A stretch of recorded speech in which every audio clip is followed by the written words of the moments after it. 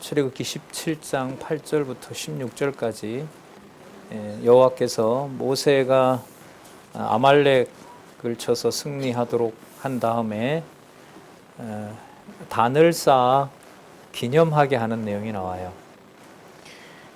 사건은 마사 무리바 사건인데 서술로는 단을 쌓아 기념한다는 말씀이 나오잖아요. 기념은 당연히 누굴 기념하는 걸까요? 여호와를 기념하는 거죠. 그럼 이제 연결이 되는 거예요. 그 양식을 내가 주워 먹게 하는 내가 바로 여호와다.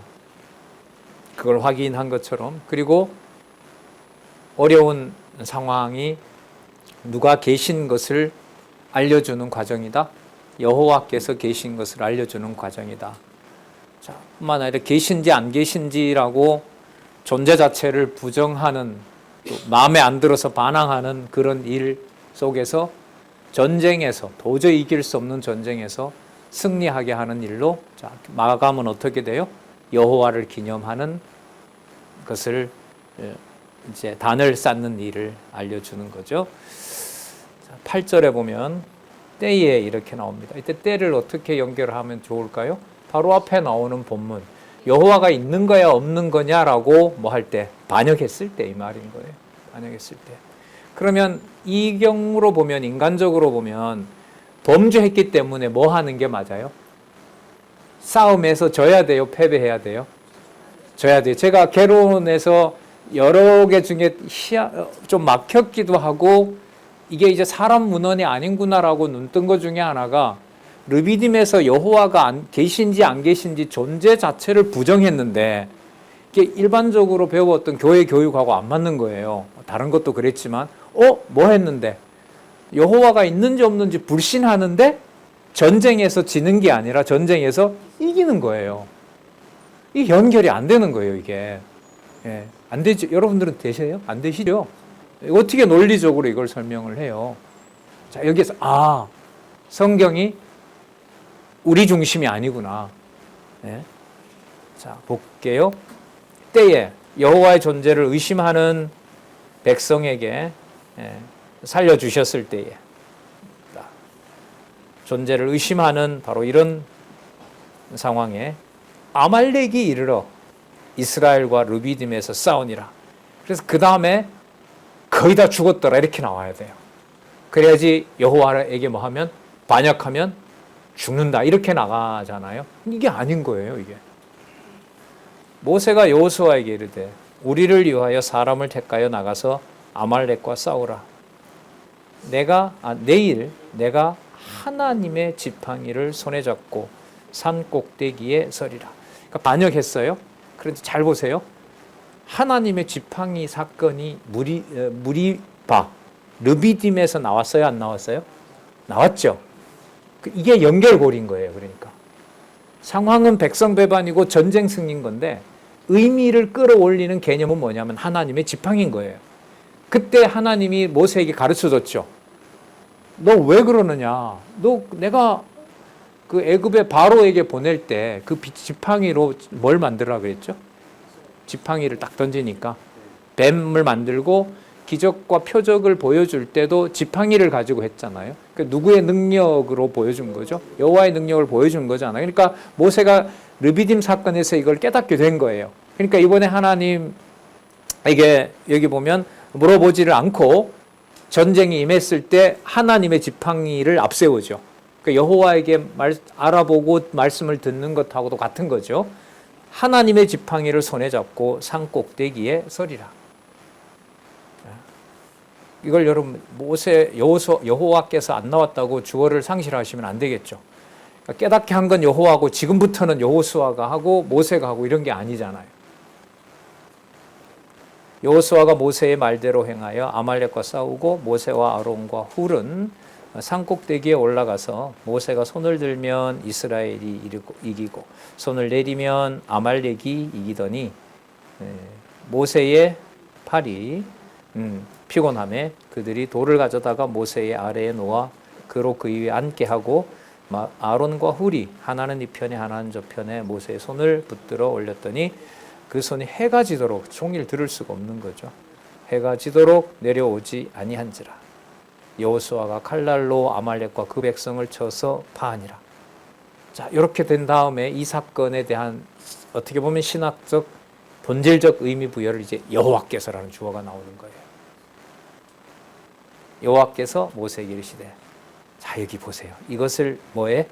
책에 기록하여 기념하고, 당시에 그렇게 일러준 말씀들을 기록하는 내용이 여러분들과 제가 보고 있는 이 말씀인 거죠. 자, 왜 기록하느냐? 여호수아의 귀에 애워 들리게 하려고. 그럼 오늘 우리 16장 13절서부터 본 사건의 핵심은 누가 하신 일? 여호와께서 하신 일. 여호와의 방법으로, 여호와의 주권으로. 자, 여호수아의 귀에 애워 들리라. 내가 아말렉을 도말하여 천하에서 기억함이 없게 하리라. 적어 놓으라는 거죠. 이 말은 언약한 내용이 무엇인지 확인하는 거예요. 그래서 이 여러분 아말렉과의 전쟁은요, 그 사무엘 상에도 나오고요. 참고로요, 여러분 이 아말렉의 출신의 유명한 악한 장군이 하나 있었어요. 에스더에 나오는 누굴까요? 에스더서에 나오는 하만이 아말렉 족속이에요. 이 족속이에요. 그래서 이게 역사서 끝까지 가요. 그러면 이걸 언제? 범죄했음에도 불구하고 기억할 거 아니에요. 여호수아가, 야 우리 그때 여호와가 있는지 없는지 백성이 반역했는데, 여호와께서는 반역했는데도 모세의 손을 들게 해서 누구를 쳤다? 아말렉을 치게 했다. 그러니까 아말렉 사건 이러면 뭐가 들어와요? 범죄했는데도 누구 이름이 보존되었다? 여호와 이름이 보존되었다. 이게 역사 기록인 거죠.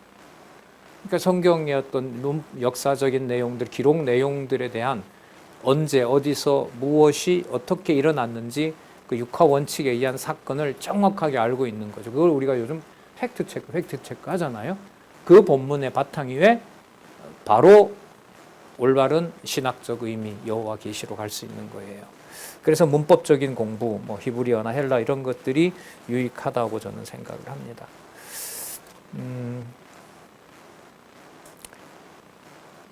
내가 아말렉을 도말하여 천하에서 기억함이 없게 하리라. 모세가 단을 쌓고 이름을, 자 드러나네요. 뭐라고요? 여호와 니시. 니시는 깃발입니다. 여호와 니시라 하고, 모세의 지팡이가 아니라 누구의 깃발? 여호와의 깃발. 그럼 여기 군대 개념 들어간 거 맞죠? 그럼 여호와의 군대니까 누구 방법대로 누가 만든다? 그렇죠. 이게 핵심이에요. 그럼 우리로 말하면 기록한 말씀이 말씀되게 하시는, 생명의 말씀, 하늘에 속한 말씀이 되게 하는 것은 전적으로 누구의 사역? 성령의 사역. 아버지께로 보내신 보혜사 성령의 사역으로. 그래서 강론집의 마지막 사도행 1장 12절부터 성령께서라는 주어가 매우 중요합니다. 주관자이죠. 신학의 주관자. 모세가 단을 쌓고 그 이름을 여호와 니시라 하고 가로되 여호와께서 뭐 하기를? 맹세하시기를. 그 누구 맹세인 거예요? 여호와의 자신의 맹세인 거예요. 아브라함하고 타협한 것도 아니에요. 아브라함과의 사건에서 맹세라는 말이 중요한 말씀 나옵니다. 내가 맹세하여 너에게 이르기를, 이런 말씀이 나와요. 여호와께서 맹세하기를, 누가? 여호와가 아말렉으로 더불어 대대에 싸우리라 하셨다 하였더라. 자, 이런 표현이 되는 것은요, 과거 그때 그렇게 얘기했던 걸 내가 지금 기록한 대로 해서 지금 이렇게 기록하게 하였더라. 그래서 서술어가 이렇게 되는 거예요. 대대로 싸우리라 여호와께서 약속하셨고요, 그걸 우리에게 전달하라고 하셨다. 그렇게 했다. 그걸 지금 내가 너희들에게 이렇게 기록해서 하고 있다. 그래서 싸우리라 하셨다 하였더라 하니라. 이렇게까지도 서술어가 정확하게 표시되어 있어요. 언제부터 이 내용은 기록이 됐다? 과거부터 지금까지. 그렇게 표현하는 게 하라고, 하셨다고, 하니라고, 했다. 이런 표현이 되는 거예요. 그러니까 이 서술어가 무엇과 무엇을 보여주는 거냐 하면 언약한 대로 뭐 되었다? 성취되었다는 서술어예요. 이 국어가 진짜 여러분 히브리어 본문은 직역하면 이렇게 바로 안 나와요. 근데 어떻게 이런 번역들을 진짜 국어로 우리 선배, 우리 번역 신학자들이 하게 된지 참 감사해요. 너무 명확하거든요, 이거는. 그러니까 여호와 주어가 나가니까 뭐 하는 거예요? 서술어가 겹겹 붙는 거예요. 모세가 하였더라 하니라 했다. 이거 말이 안 돼요. 그렇게 할 수도 없어요. 사람은 그냥 했다, 하지 않았다, 따랐다 이런 거죠. 기껏 해봤자 할아버지가 아버지에게 말씀하신 대로 아버지가 말했다. 그거로 끝나요. 성경은 아니에요. 한글 개혁 성경이 이 놀라운 기록 방식이에요. 이 자체가 저는 언약과 성취를 보여주는 기록 방식이다. 자, 그리고 여러분 거기 추가 설명을 좀 하나 드릴게요. 거기 여호와께서 맹세하시기를 이렇게 나오죠. 예, 이게 사본에는 이렇게 나와 있지 않고요. 이게 히브리어 사본을 좀 제가 찾아봤는데 정보를 봤어요. 거기에는 직역이 이렇게 나와요. 손이 여호와의 손이 여호와의 보좌 위에 있었다. 그래서 여호와가 아말렉으로 더불어 대대로 싸우신다고 하셨다고 했다. 이렇게 나오거든요. 그런데 여호와께서 맹세하시기를 이 번역은 제가 볼 때 의미가 가미가 된 거예요. 그러니까 누구의 손이라 그랬죠? 여호와의 손이 여호와의 보좌 위에 있다 이런 거예요. 여러분 아까 그 돌단에 누가 앉았어요? 뭐 여호와가 앉았어요. 아까 아말렉과 싸울 때 단을 만들어서 거기 누가 앉았어요? 모세가 앉았죠? 누구의 지팡이를 들었어요? 모세의 지팡이를 들었죠. 이걸 지금 히브리서의 사본은 뭐라 기록하고 있느냐? 여호와의 손이 모세가 앉아 있었던 것이 아니라 누구 보좌 위에 있다? 여호와의 보좌 위에 있더라. 그러니까 여호와의 지팡이가 여호와가 드신 그 바로 보좌가 된다. 그러니까 여호와의 통치고 여호와의 능력이다. 이런 의미가 된다고 합니다. 뭐 문법적 해석에 있어서 도움이 되는 번역이라고 생각을 합니다. 자, 그러면 또 기억이 되네요. 아, 이거 누구 군대가 맞구나. 모세 군대가 아니라 여호와 군대가 맞구나. 그래서 여러분 교회의 조직이나 체계를 가정교회에서부터요. 체계를 문제 삼는 것은요.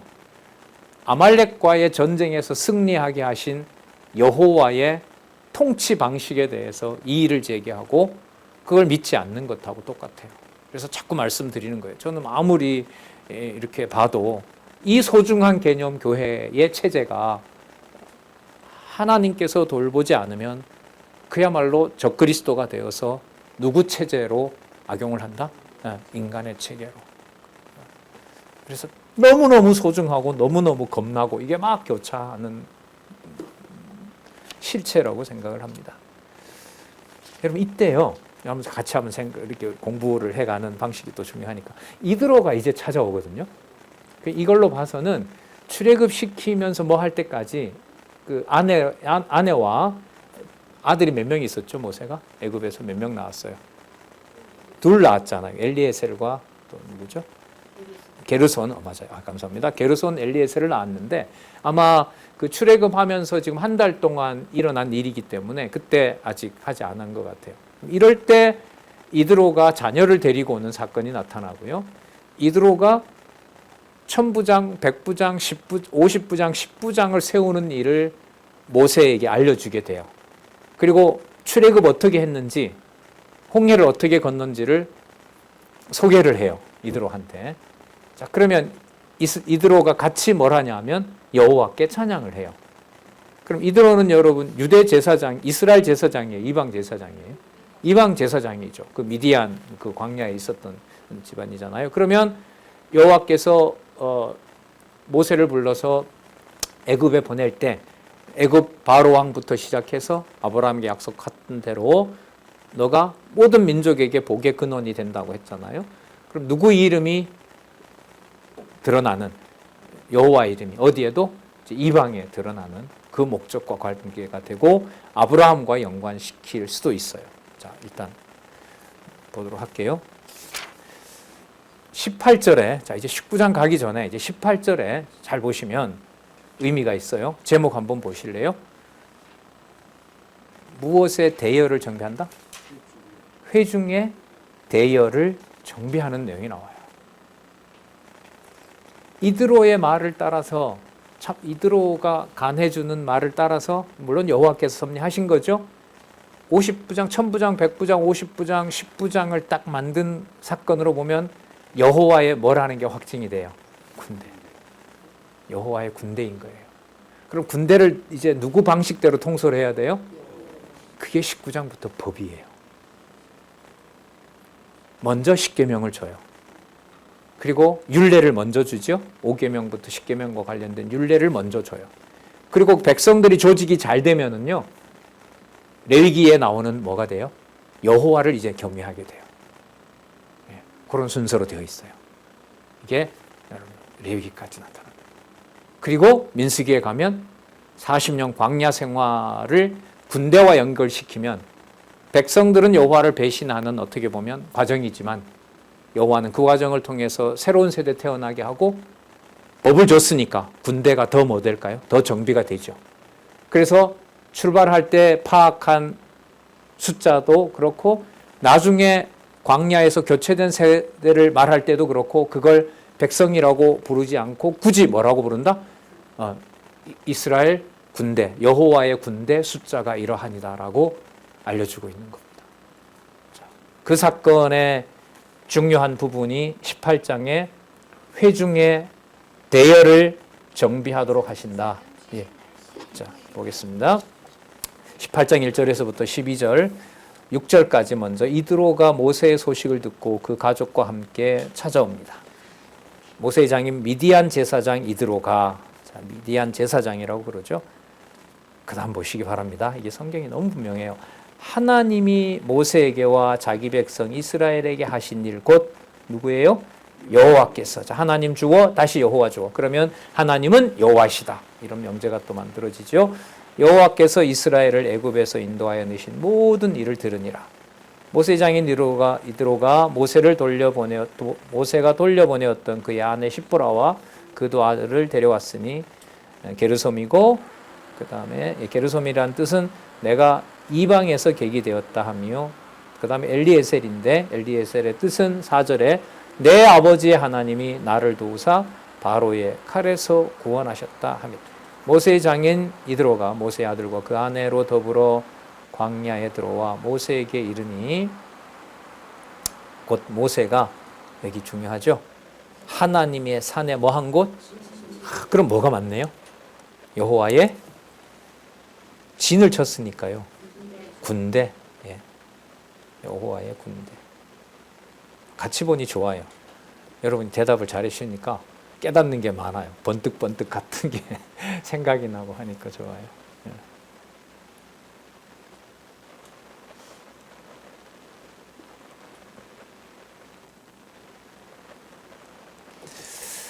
하나님의 산에 진 그가 모세에게 전언하여 말하되 그대의 장인 나 이드로가 그대의 아내와 그와 함께한 두 아들을 더불어 내게로 데려왔느라.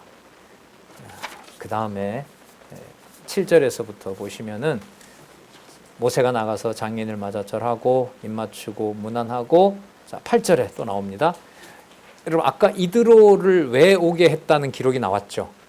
왜 오게 했어요? 그동안 일어난 일, 누가 하신 일? 더 줄이면 하나님이 여호와이신 내용, 그걸 알게 하려고 이드로가 궁금했던 거예요. 그러니까 내용으로 보면 부인과 자기 딸과 손자들을 데려다 주는 거였는데 성경은 해석을 누가 누구이신 걸 알게 하려고 하나님이, 그렇죠. 너무 분명해요. 자, 그래서 8절이에요. 그런 목적으로 왔으니까 8절에 모세가 여호와께서 이스라엘을 위하여 바로와 애굽 사람에게 행한 모든 일과 길에서 그들에 당한 모든 고난과 다시 여호와께서 그들을 구원하신 일을 다 그 장인에게 고하며, 이드로가 온 목적이 이게 맞네요. 다시 이드로가 여호와께서, 이제 둘이 같이 여호와 주어로 이렇게 모이게 합니다. 이스라엘에게 베푼 모든 은혜를 베푸사, 이스라엘에게 모든 은혜를 베푸사 애굽 사람의 손에서 구원하심을 기뻐하여 가로되 당연히 여호와를 찬송하리로다. 진짜 성경의 압축이죠. 말씀을 듣게 하고 듣게 한 자들이 깨닫고 여호와를 찬송하고, 너희를 애굽 사람의 손에서와 바로의 손에서 건져내시고 백성을 애굽 사람의 손 밑에서 건져내셨도다. 11절 이제 내가 알았도다. 여호와는 모든 신보다 크심으로 이스라엘에게 교만히 행하는 그들을 이기셨도다. 모세의 장인 이드로가 번제물과 희생을 하나님께 가져오매 아론과 이스라엘 모든 장로가 와서 모세의 장인과 함께 하나님 앞에서 떡을 먹으니라. 제사장인 이드로가 준비한 바로 번제물과 희생, 그러니까 누구 앞에서 먹은 감사제가 되죠. 여호와 앞에서 이방인과 함께, 자녀와 함께, 모든 백성, 그리고 여기 장로들과 함께 여호와 앞에서 먹고 마시는 일이 생긴 겁니다. 그러면 먹고 먹는 일, 떡을 먹는 일은 무슨 사건으로 연결이 되죠? 매일매일 내리는 만나 사건하고 바로 직결이 되는 겁니다. 그러면 누구를 찬송하는 일이 다 같이 벌어져요? 여호와를 찬송하는 일이 백성과 장로와 이드로와 모든 당시 애굽 백성들에게 만나는 먹지 못하지만 여호와의 이름을 알게 되는 일들이 전부 세상에 드러나게 되는 겁니다. 그 다음 여기 답이 또 나와요. 백성의 두목을 세운다는 말은 이스라엘 백성이 뭐로 만들어 가신다? 군대로 만들어 가신다. 그러면 여러분 예루살렘에서부터 성령이 임하여서 예루살렘과 온 유대와 사마리아와 땅끝까지 복음의 증인이 되리라고 했을 때 신령한 자손 언약의 성취 섭리를 출애굽기에서 민수기서에서 군대라는 개념으로 본다라면 이미 그 속에 자손 언약, 신령한 자손 언약을 성취하는 것은 우리가 제목으로 보면 디모데 전후서 우리 3월 3일 날 귀하신 많은 우리 동역자들이 이제 발표하고 하실 텐데 이미 무슨 개념이 그 안에 들어와 있죠? 체제 개념이 들어와 있는 거죠. 체제 개념. 그럼 이 개념을 가지고 그럼 가정교회도 이해를 해야 될까요? 당연히 그래야 돼. 그걸 못 했던 거예요. 제가 봤을 때. 그건 결국 성경에 대한 이해 부족하고도 연결이 되겠죠. 좀 인간적인 얘기지만 너무나 좋은 체제로 누구를 부르기에 가장 좋은 여호와를 부르기에 가장 좋은 체제로 만들어 놓은 거예요. 내 이해의 가족들 관계로 보면 내 이해의 반경을 훨씬 더 벗어나요. 왜 벗어나느냐? 나는 잘한다고 생각하는 게 내 가족이라고 얘기거든. 근데 보면 이해의 폭 속에 안 들어오게 해요. 그런데 성경에서 보면 교회 개념으로 대열 정비하는 이스라엘 백성들의 체제로 본다면 누구 이름을 부르기에 가장 좋은 체제예요? 여호와의 이름, 누구의 군대로? 여호와. 그래서 여기 이제 백성들의 두목을 세우는 것하고 관계가 되는 거예요. 이드로가 모세에게 백성을 다스리는 방침을 알려줍니다. 이튿날 이제 모세가 업무를 보러 나갔어요. 재판하느라고 나갔는데 아침부터 저녁까지 이드로 장인이 같이 있었어요. 줄이 끝이 없는 거예요. 14절 끝에 웬일이냐? 어찌하여 그대는 홀로 앉았고 백성은 아침부터 저녁까지 그대의 곁에 섰느뇨? 모세가 그 장인에게 대답하되 백성이 하나님께 물으려고 내게 옴이라. 그들이 일이 있으면 내게로 오나니 내가 그 양편을 목적은 이거예요. 누구의 율례와 법도를 알게 한다? 하나님의 율례와 법도를 알게 하나이다. 알게 하나이다. 아직 기록하지 않았죠. 그러나 이제 나중에 받고 신의 산에서 받은 그 법으로 창세기에서부터 쭉 연결을 해오면서 아까 아브라함에게도 계명과 율례와 규례 법도 본질은 뭐냐 하면 하나님이 좋아하는 것이 무엇인지, 그러니까 아브라함의 받은 언약을 이삭에게 알려주지 않았다면 이삭이 여호와 하나님이 뭘 좋아하고 뭘 싫어하는지를 알까요? 모를까요? 모르는 거죠. 모르면 그냥 단 쌓을 때 이쁘게 만든다고 할 거 아니에요. 근데 아브라함이 안 된다. 다듬으면 안 된다 그거.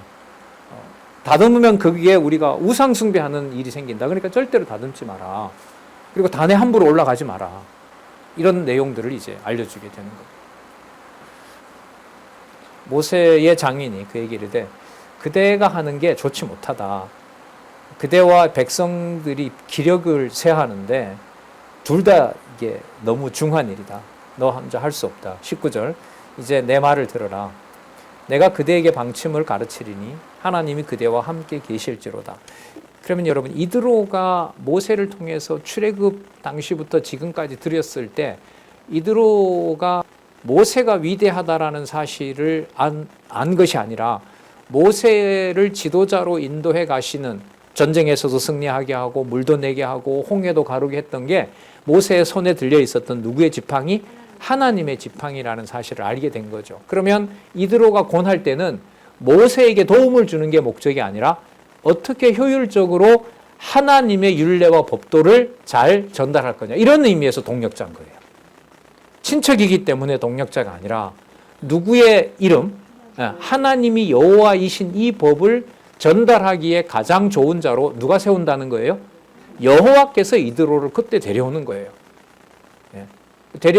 선한 종 데려오게 하면 하나님의 일 같이 동력하게 하면서 배워가는 거고요. 발락이나 발락 같은 사람들이 서로 연합하면 이스라엘 백성을 뭐 하려고? 죽이려고, 멸하는 일에 악하게 사용되는 거죠.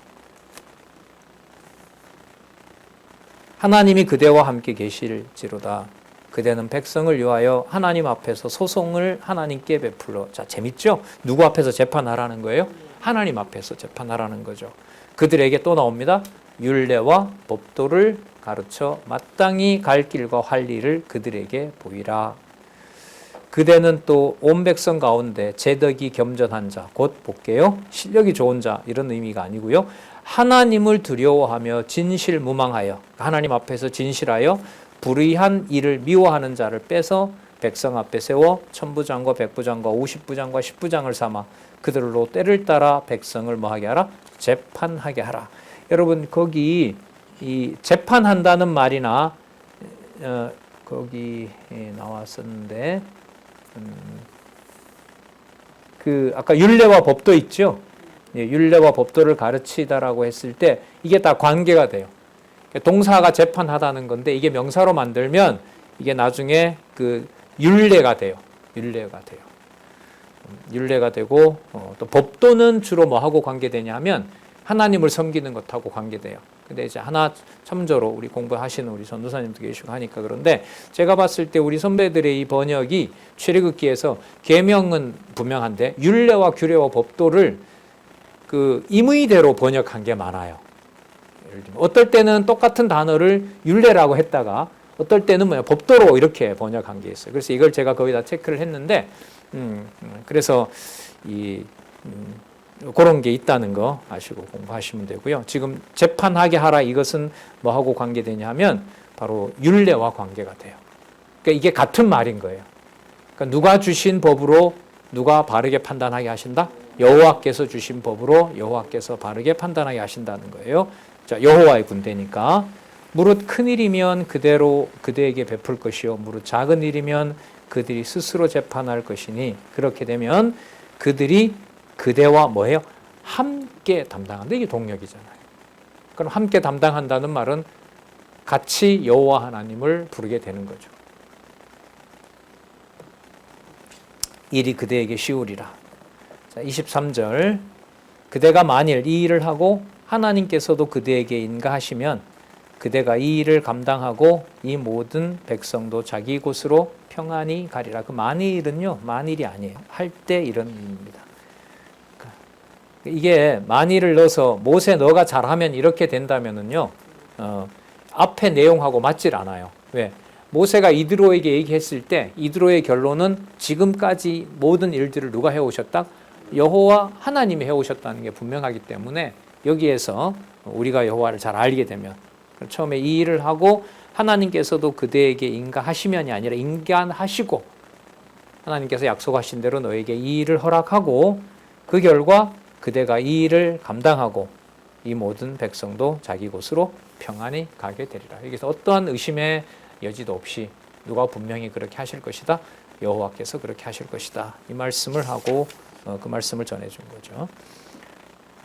그래서 모세는 통솔력이 있는 자들을 모아서 재판하게 합니다. 자, 볼게요. 이에 모세가 자기 장인의 말을 듣고 그 모든 말대로 하여 이스라엘 무리 중에서 재덕이 겸전한 자, 이것도 좀 찾아봤는데 우리 한문 세대인 우리 선배들인데 이게 어떤 게 있냐면요, 힘을 가지고 있는 군대라는 뜻이에요. 이게 이 말이 재덕이 겸전한다 이런 말은 뭐라고 좀 선비같이 뭐 잘 판단하고 이런 게 아니라 이 개념은 힘과 부를 가진 군대, 그러니까 넉넉한 군량미를 가지고 통솔을 잘하는 자, 그런 의미인 거예요. 재덕이 겸전한 자는. 자, 그러니까 이해가 돼요. 그 다음에 그들로 백성의 두목, 천부장, 백부장, 50부장, 10부장을 삼음에 그들이 때를 따라 백성을 뭐 한다 그러죠? 재판한다 그러죠. 아까 나왔었죠? 재판한다는 말인 거예요. 자, 재판하되 어려운 일은 모세에게 베풀고 가져오고 쉬운 일은 자단하더라. 이것도 한문이죠. 이것도 재판하더라예요. 그들이 재판하더라. 그러니까 각 섹터별로 천부장, 1000명, 100명, 50명, 10명 이렇게 해서 자단하더라. 그 사람들이 자기가 재판을 그 규모에 따라서 했다 이런 말입니다. 모세가 그 장인을 보내니 그가 자기 고향으로 돌아가니라. 자, 그러면 10명 단위까지 뭘 다 만들었어요? 여호와의 군대를 다 만들었어요. 그럼 이들이 조직이 갖추어졌으니까 이들이 10명 단위를 중심으로 여호와의 계명과 율례와 규례와 법도를 받아서 잘 실천하도록 하는 일이 생겨야 되잖아요. 자, 그 일이 바로로부터 나와서 전적으로 여호와의 백성으로 그야말로 거듭나는 이제는 일체 10명 단위로 통치를 받는 바로 이 백성들이 오직 여호와의 법으로만 여호와께서 약속한 대로 보호하는 여호와의 백성임을 확증해 주는 내용이 여러분 그 다음에 보시면 19장에서부터 어디까지? 레위기까지 바로 시내산 언약 수립이라는 제목으로 묶여 있습니다. 이렇게 연결이 되겠죠?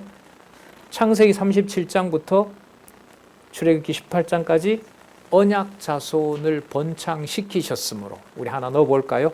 어떤 조직으로? 군대 조직으로 자 갖추셨으므로 여호와의 법으로 보호하신다. 그게 무슨 언약 수립? 시내산 언약 수립 이렇게 됩니다. 그리고 법이 적용됐어요. 죽을 건 죽고 살릴 건 살려요. 그게 민수기서에 가서 뭐가 일어나죠? 세대 교체로. 여호와의 언약이 변한 것은 하나도 없어요. 하지만 법이 법대로 집행할 수 있는 새로운 군대가 만들어졌어요. 자, 새로운 군대가 만들어졌으니까 그 다음 법을 실행하는 게 바로 뭐냐면 민수기 31장부터 군대를 통해서 땅을 정복하게 해요. 그럼 이때 조직의 의미를 우리는 여기서 감을 잡을 수 있어요. 여기서 말하는 군대 조직은 무기를 장착하고 좋은 어떤 장군이 통솔하고 세상에 그런 군대가 아니라 누구를 따르기에 가장 좋은 군대 조직, 여호와를 따르기에 가장 좋은 군대 조직. 그러니까 세상의 창칼이 해산시켜도 해산될 수 없는 규모, 세상의 이해관계가 아무리 흔들어도 흔들릴 수 없는 가정이라는 교회라는 체제, 그게 여러분들과 제가 태어난 출생의 비밀이라고 생각을 합니다. 저는 이 고민을 참 많이 했어요. 가끔 말씀드리지만 저도 겪었지만 교회 다니는 우리 가정이 왜 이렇게 때로는 서로 의견이 충돌하고 왜 이렇게 교회 직분을 맡은 분들이 갈등을 일으키고 저희 가정도 그런 걸 제가 봤고 저희 주위에서도 봤을 때 목사님들 가정도 마찬가지고 그게 설명이 안 되는 거예요. 그러니까 뭐가 일어나느냐? 청소년 시절에 보면 이제 가식인 거예요. 저렇게 뒤에서 싸우고 당회에서 저렇게 소리 지르고 하다가 성도들 앞에 막 이게 뭐야 도대체 이거 설명이 안 되는 거예요. 여기서 풀리더라고요. 누구의 군대를 누가 조직하는 누구 군대다? 내 군대를 내가 조직하고 누구 이름 부르기에 가장 좋게 만들었다. 내 이름 부르기에. 광야에서 그러면 할아버지, 할머니, 어머니, 아버지가 모세에게 달려들다가 죽는 그 일이 누구 이름을 부르게 하시는 섭리 과정이다. 여호와 이름. 여러분 이 엄청난 정리 아니에요? 여러분 이런 인생관과 그런 역사관으로 이해를 하지 않으면은요 진짜 어떤 극단적인 상황에서 극단적인 선택을 할 수밖에 없어요. 감사하죠. 자, 드디어 뜸들였던 시내산 언약 수립 출애굽기 19장부터 먼저 첫 번째 언약 수립 어디까지 나오죠? 33장까지 나오죠. 여러분 첫 번째 언약 수립이 나온다는 말은 몇 번째 언약 수립이 나온다는 거예요? 두 번째 언약 수립. 그러면 첫 번째, 두 번째가 나누어진다는 말은 이어진다, 뭔가 단절되는 일이 있다. 아니, 첫 번째 다음에 두 번째인데 굳이 첫 번째다, 두 번째다라고 하는 거 보면 첫 번째와 두 번째에 뭔가의 일이 생긴다라는 걸 의미하는 거예요. 아니면은 저 그냥 관계없이 전부 다 딱 이어놓으면 될 거 아니에요. 그 일이 벌어져요. 저 신해산 언약 수립에서요. 여러분 출애굽기 여기 한번 보시면은 475페이지 475페이지 첫 번째 언약 수립 19장에서부터 20장까지는 무슨 내용이 나오냐면 율법의 계명 수여 10계명 이른바 그 다음에 21장에서부터 23장까지 율법의 뭐예요? 율례를 수여해요. 그 다음에 하나님 섬기는 거 24장에서부터 아까 저기는 33장이었죠? 33장이었어요. 여기 24장에서부터 일단 31장에 끝나요. 율법의 무슨 규례? 뭐? 규례. 여호와 섬기는 규례가 나와요. 그 다음에 32, 30장을 동그라미 하시기 바랍니다. 우리가 논리적 통일성을 공부하는데 너무 중요한 사건이 여기 나타나요. 32장과 33장은 여기 잘 보세요. 여기 얼마나 심각한 일이 벌어지나. 첫째, 증거판 뭐요? 파괴. 그러면 뭐가 없어진 거예요? 지금까지 줬던 계명, 율례, 규례를 전부 뭐 한 거예요? 없애버린 거예요. 그러면 언약 자손은 어떻게 돼요? 자, 예를 들어 드릴까요? 대한민국 정부가 지금 이 시간 입으로 누구를 예로 들까요? 저를 예로 들게요. 박홍기 당신에게 대한민국 헌법은 지금부터 적용되지 않습니다. 이 말은 대한민국 국민일 수 없을 뿐만 아니라 이 지구상에 어느 누가 죽여도 법적으로 문제될 게 없는 거예요. 이게 법이에요. 이게 법이에요. 그럼 뭐와 직결돼요? 지금 말씀하시는 보호와 직결돼요. 그러니까 누구 군대로 만들어 나가는 누구의 방법을 없앤 거예요. 여호와의 이름으로 여호와께서 보호하는 자기 백성을 없앤 게 뭐냐면 첫 번째 준 판을 없애버린 거예요. 그 여호와의 법이 누구한테 해당이 안 된다. 이스라엘 너희들한테 해당 안 된다는 거예요. 이게 얼마나 심각한 상황인지 몰라요. 그 누구 이름마저도 끝이 나요? 예. 이게 여러분 이 32장, 33장 이렇게 말하는 건 오늘 도장밖에 못 나가더라도 어디까지 꼭 읽으셔야 된다? 다음 주 올 때까지?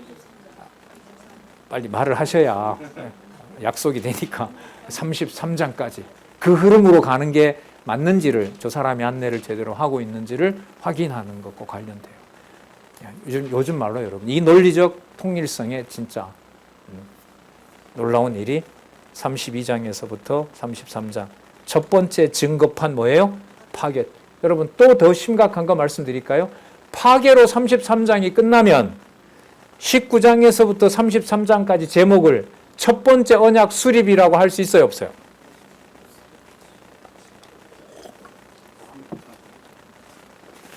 제목이 첫 번째 언약 뭔데? 수립인데 32장과 33장은 수립했던 증거인 판이 뭐 됐는데?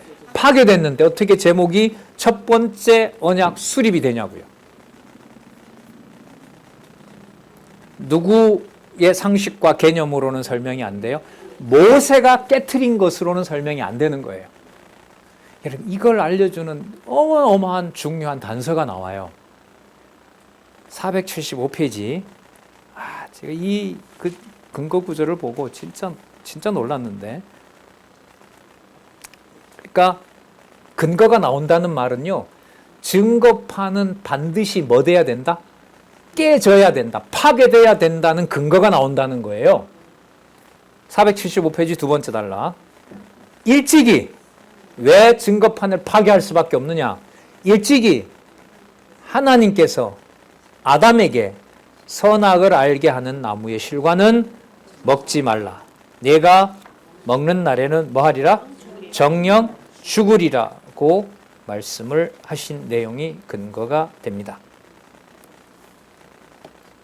그렇다더라도 그럼 무슨 사건과 무슨 사건이 연결이 돼요?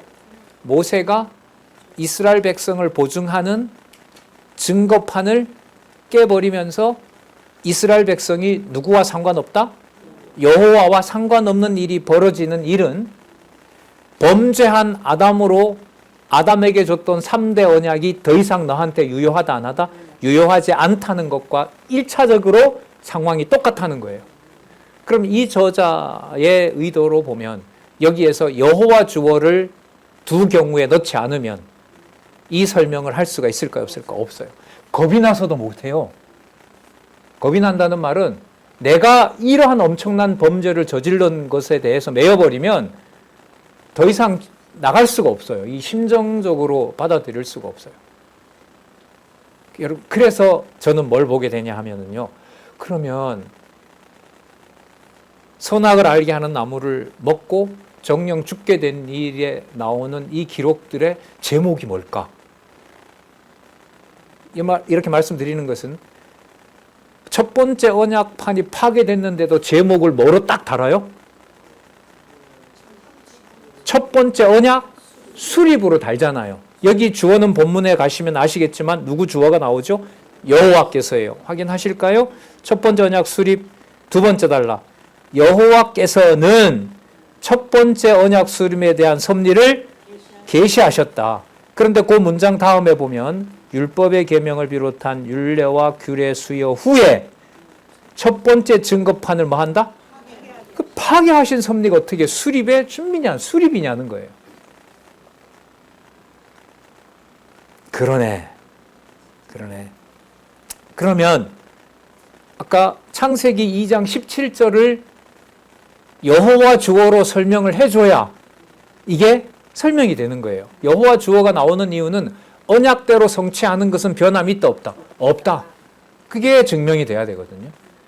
그런 의미에서 창세기 2장 17절과 창세기 3장에 타락하고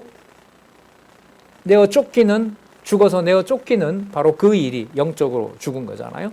죽어서 내어 쫓기는 일에 여호와 중심으로 제목을 어떻게 다뤄놨을까? 그게 해결이 되면 이 저자는 일관성 있는 거죠. 증거판이 깨지는데도 주어를 누구로 찾고 여호와를 찾고 그 언약대로 보호하시는 게 진행된다는 거고, 아담에게 했던 3대 언약이 아담을 통해서 줬던 통치권이 다 사라졌지만 여호와의 3대 언약은 여호와 주어가 들어간다는 말은 계속 뭐 한다? 보호받는다는 것이, 그걸 증명을 해야겠죠. 그러면 이 저자는 창세기 사건의 타락 사건이나 증거판 깨어지는 사건도 누구의 이름이 손상된 사건이 아니다. 여호와의 이름이 손상된 것이 아니라 전적으로 여호와의 이름은 누가 보호한다? 여호와가 보호하는 일이 벌어졌구나. 그래서 전지전능함을 깨닫게 하기 위해서 욥을 마치 뭐 하는 것처럼 그 사단에게 맡기는 것처럼 그런 일을 여호와께서 하시는 거구나. 따라서 이 사건에는 여호와의 신실성과 여호와의 주권성뿐만 아니라 여호와의 뭐도 전능성도, 그 여호와의 이름을 부르는 일이 지속된다는 측면에서는 자비성이, 이렇게 변동할 수 없이 그때 꼭 그런 일이 더할 수도 덜할 수도 없게 일어나야 된다는 면에서 영원성이, 이게 여러분 성경 신학의 구조입니다. 그래서 여러분 50페이지 한번 보고 가야죠. 이 창세기 2장 17절이 들어있는 큰 제목을 하나 보고 가도록 하겠습니다. 50페이지에 보시면은요. 50페이지 보시면 창세기 2장 4절에서부터 25절이 언약 과정을 파기하는 과정이 아니라 언약의 과정을 뭐 해요? 밝혀줘야 이 언약대로 이루시는 그분이 바로 여호와구나라고 알려주는 거예요. 그러면 여러분 이제 하나 남았어요. 창세기 3장에 하나님이 아담부터 저주하는 내용을 뭐라고 할까? 증거판 파괴라고 할까? 문장 안에 들어가면 진노해서 아담과 하와 뱀부터 시작해서 이렇게 저주하는 내용이 나오잖아요. 사실 그 저주 읽어보면 저주 내용이 아니라고 우리 살펴봤어요. 그 저주 내용 속에 누구 이름이 더 드러나요? 여호와 이름이. 사단에게 할 때도 드러나고 또 하와에게 할 때도 드러나고 아담에게 할 때도 드러나요. 뭐가 따르지만 사망 권세 아래 있지만 여호와의 이름은 어떻게 된다? 반드시 보호가 된다. 박홍기 너는 국적을 박탈해서 누구에게도 보호받을 수 없는, 누가 죽여도 되는 그야말로 그런 아무런 의미가 없는 존재가 되지만 창세전 하나님이 가진 그 권리로 보면 어떤 사법적 판단을 받더라도 창세전의 그 법은 뭐를 무시할 수 없어요? 자녀된 그 법을 무시할 수 없는 거죠. 그래서 여러분 또 놀라실 거예요. 81페이지 가셔서 아담과 하와가 범죄하는 이 내용이 들어가 있는 전체 주어를 한번 보자고요. 61페이지 보시면 창세기 3장 제목 무엇과 무엇? 창세기 61페이지 죄송합니다. 61페이지 제가 뭐라 그랬지? 61페이지 아담의 저주와 뭐예요? 보호. 여기서 보호 누구 보호? 누구 보호? 이걸 공부를 좀 했으니까 아담을 저주하는 일을 통해서 결국 누구 이름 누가 보호? 여호와의 이름을 여호와가 보호한다. 돌아오시면 돼요. 이 설명을 475페이지에서 일찍이 두 번째 단락 일찍이 하나님께서 아담에게 선악을 알게 하는 나무의 실과는 먹지 말라. 먹는 날에는 내가 정령 죽으리라고 했던 이 약속을 통해서 아까 제목이요? 3장 제목 아담의 저주를 통해서 누구 이름 보호한다? 여호와의 이름을 보호하는 그 일이 누구에게? 첫 번째 언약, 자손 언약 성취 섭리를 완성을 하시고 그 똑같은 일을 언약을 주시면서 그 언약을 주신 것은 좀 이해를 돕기 위해서 아담에게 3대 언약 수립한 거와 똑같죠. 3대 언약 수립한 다음에 뭐 해요? 먹는 날에 죽으리라는 약속을 하시는 것하고 똑같아요. 너희들 내 백성이 맞다고 40일 동안 모세를 시내산에서 데리고 있으면서 어마어마한 법을 주셨어요. 그런데 밑에는 이제 금송아지 만들고 있는 이 백성에 대해서 법을 그냥 파기해버리는 범죄해서 그냥 죽이는 일이 벌어졌는데 이 일이 여호와가 창세기 2장 17절만 해당되는 걸 적용하는 것이 아니라 그 앞서 있었던 누구의 언약? 여호와의 언약이 있으므로 이 제목 첫 번째 언약 수립이 파괴 내용이 들어가는 인간들의 행위를 전부 없애버리는 일로 오직 누구 이름만 보호되는 여호와의 이름이 보호된다는 의미에서 출애굽기 19장부터 33장까지 제목은 파괴 내용이 흡수된 첫 번째 뭐다? 언약 수립이다. 그럼 두 번째가 나올 거 아니에요? 그럼 두 번째는 뭐냐 하면 첫 번째 언약 수립한 대로 단절되는 일이 일어나는 것처럼 보이지만 첫 번째 언약했던 게 뭐 된다? 성취된다는 의미에서 두 번째 언약 수립이라고 보시면 돼요. 실제로 본문이 그렇게 돼 있어요. 32장까지 아론의 옷을 어떻게 만들고 이런 것을 하나님 일러주세요. 그래서 34장 지나잖아요. 34장부터는 이제 사람을 뽑아서 그 옷을 만들고 성구를 만들고 하는 내용이 어디까지? 출애굽기까지 딱 연결이 돼요. 야, 진짜 이거 이 논리적 연결성. 처음에 좀 고민을 했죠. 파괴인데 왜 언약 수립이야? 이건 아니잖아. 이건 여러분 누구 중심으로 묻는 질문이에요? 그러니까 누가 범죄했고 누가 파괴했다는. 그러니까 이스라엘 백성들이 우상 만들었고 모세가 파괴한 걸로 보니까 이 주어가 안 보이는 거였어요. 예. 자, 그래서 이 제목 놀랍다. 여호와 역시 여호와 계시다. 자, 그러면 우리 출애굽기 19장부터 20장까지 먼저 뭘 수여하세요? 율법의 계명 수여. 여러분들이 여호와 같으면 제1계명을 뭘로 할까요? 이미 정보가 들어있지만 제일 먼저 뭘 수립하고 싶으세요? 아니면 오늘 16장 13절부터 우리 18장까지 왔잖아요. 16장, 17장, 18장 오늘 만나 사건에서부터 아까 르비딤 사건 그리고 아말렉 사건 하나님의 지팡이 여호와의 능력, 여호와의 군대 이런 개념으로 다 모아봤을 때 첫 번째 여호와께서 내 백성임을 확증하는 법은 뭘로 둘 것 같아요? 누구 이름과 관련된 걸로 들어갈까요? 여호와의 이름으로. 그래서 제1계명이 제 수준에서는 나 외에 다른 신은 없다. 나 외에 다른 신은 없다. 그게 오늘 16장 13절에서부터도 확증된 사건이라고 봅니다.